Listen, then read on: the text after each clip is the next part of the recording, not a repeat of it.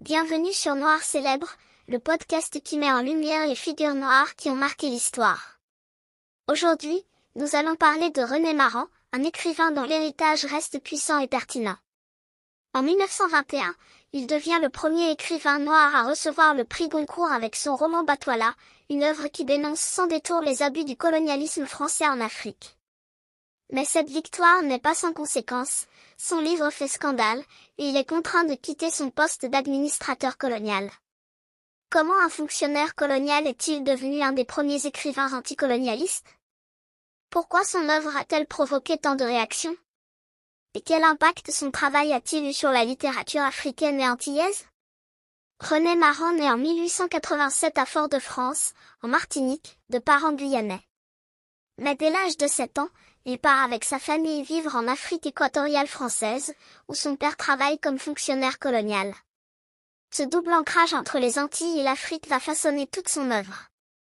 Il dira plus tard, « Je suis né dans une île, j'ai grandi en terre africaine, et j'ai été éduqué dans la culture française. » En grandissant, il découvre les réalités de la colonisation, il observe les injustices subies par les Africains sous domination française. Il comprend les contradictions du colonialisme, qui prétend civiliser tout en exploitant. Il ressent le poids du racisme, même en tant que fils de fonctionnaire. De retour en France, il suit des études brillantes à Bordeaux, où il se passionne pour la littérature. C'est là qu'il rencontre les premiers militants noirs et antillais, qui commencent à dénoncer le colonialisme français. Mais à cette époque, il n'est pas encore un militant. Comme son père avant lui, il choisit de rejoindre l'administration coloniale, espérant pouvoir réformer le système de l'intérieur. En 1909, à seulement 22 ans, René Maran est nommé administrateur colonial en Oubangui-Chari, l'actuelle République centrafricaine. Son rôle est d'appliquer la politique française dans cette colonie encore méconnue. Mais rapidement, il découvre les horreurs du colonialisme de l'intérieur, le travail forcé, imposé aux Africains pour construire routes et plantations.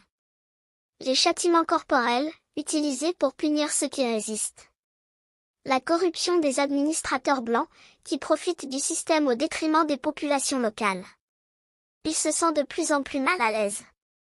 Il écrit dans son journal, « Ce que j'ai vu dépasse en horreur tout ce que j'aurais pu imaginer. » Il commence alors à prendre des notes, à recueillir des témoignages, à observer le quotidien des Africains, sans le prisme du regard colonial. Peu à peu, il se rend compte qu'il ne peut plus rester silencieux. Après plusieurs années en Afrique, René Maran prend une décision courageuse, il va écrire un livre pour dénoncer ce qu'il a vu.